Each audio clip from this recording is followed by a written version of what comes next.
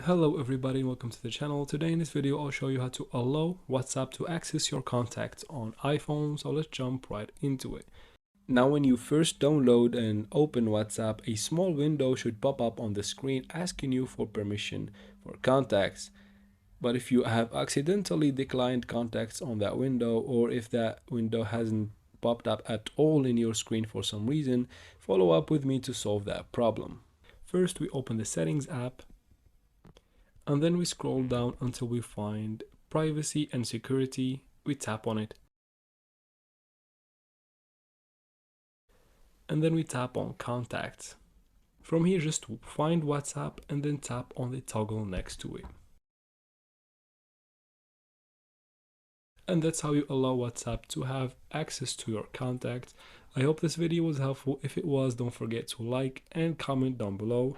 Also subscribe to the channel for future solutions to such tech problems. Thanks for watching.